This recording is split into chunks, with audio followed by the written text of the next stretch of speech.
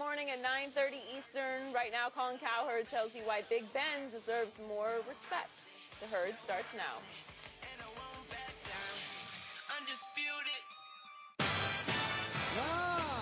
This is The Herd, wherever you may be and however you may be listening, live in Los Angeles, iHeartRadio, Fox Sports Radio, and FS1. Christine Leahy is joining me on a great Monday. Peter King in an hour, where Colin was right and where Colin was often wrong. That's also in an hour. Got plenty of both on a Monday, as man did football dominate the weekend. Yesterday was crazy.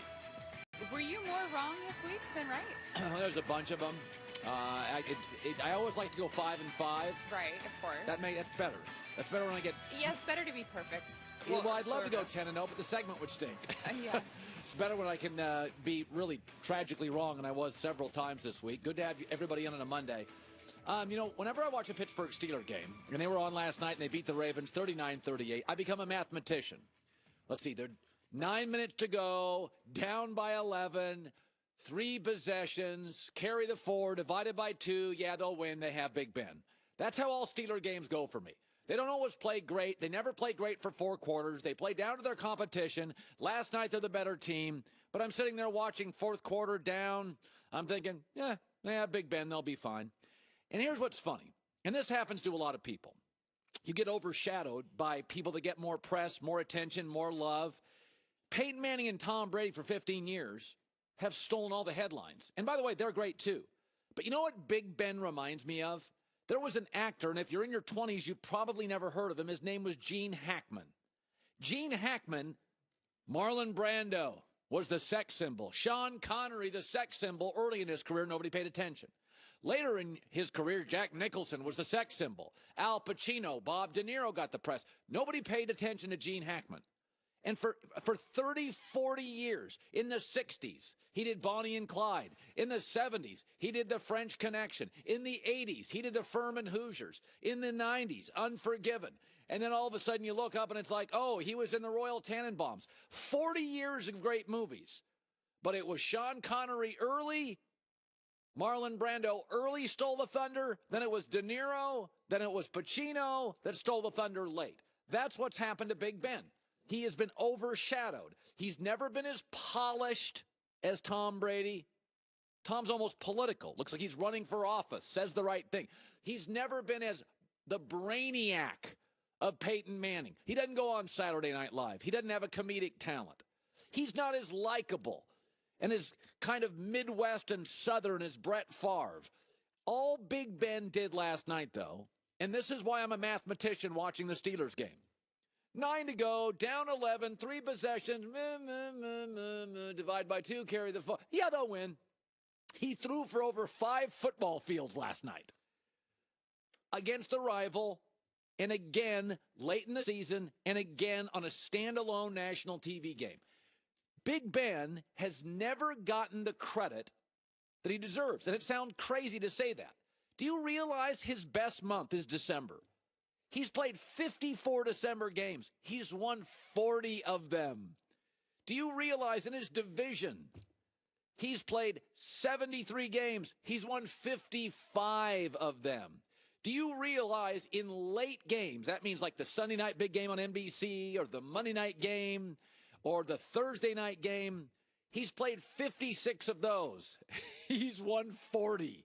And they've often been against rivals, chippy rivals like the Bengals, or Super Bowl level rivals like the Patriots or the Ravens.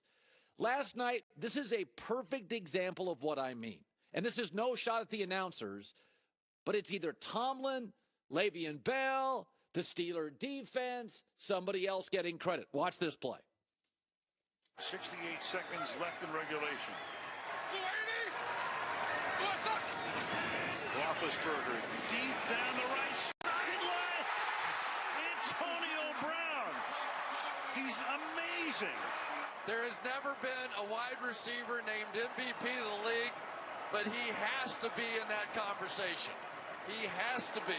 Year after year, Roethlisberger is now going for 506 yards. Yeah, I know Antonio's going to be a first ballot Hall of Famer, but the throw was perfect. I could have caught that.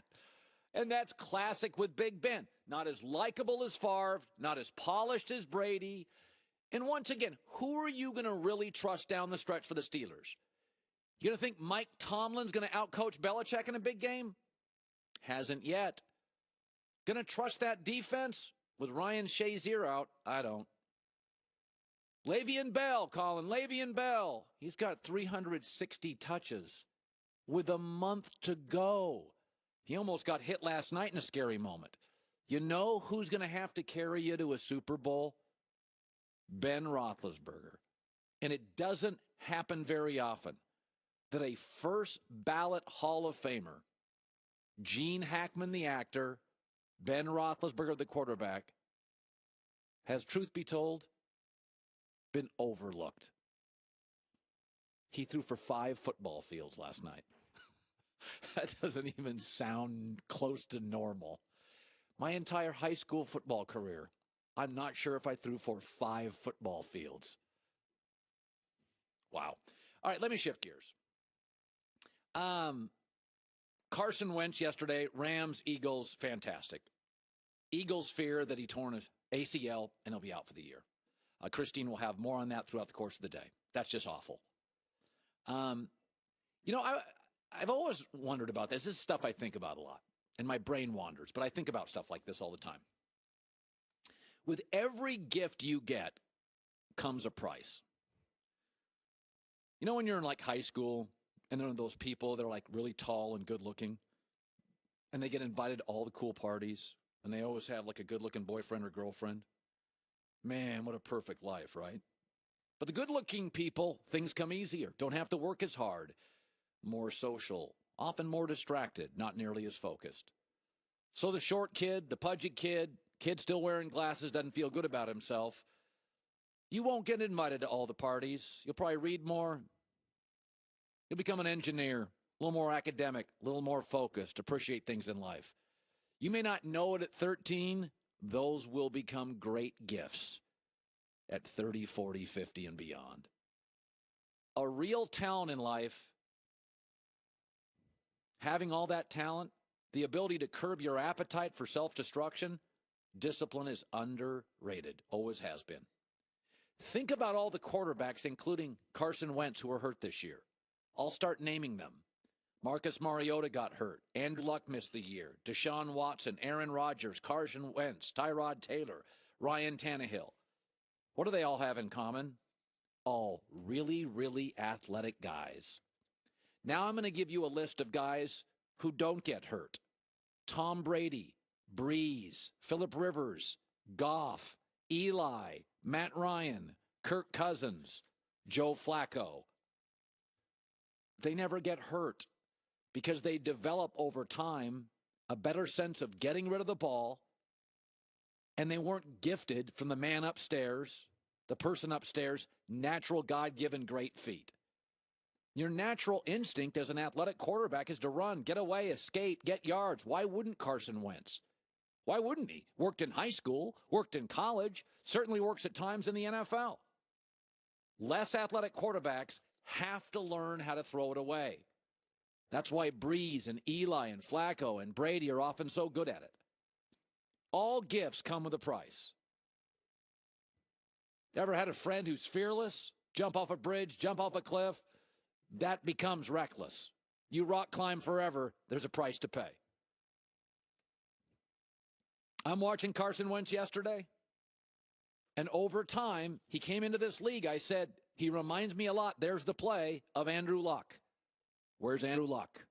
Where's now Carson Wentz? Is that discipline is a really undervalued commodity. Carson Wentz is awesome. So is Andrew Luck. When Wentz came out, it's the guy I compared him to. But Andrew Luck, as smart as that kid is from Stanford, ran into too many tackles, ran too many times, and didn't learn to throw it away. Why would he? His natural instincts always rewarded him. Carson Wentz is hopefully back later this year. If not, he's back and great next year. That's everybody's hope. Breaking news. It has been now official. Doug Peterson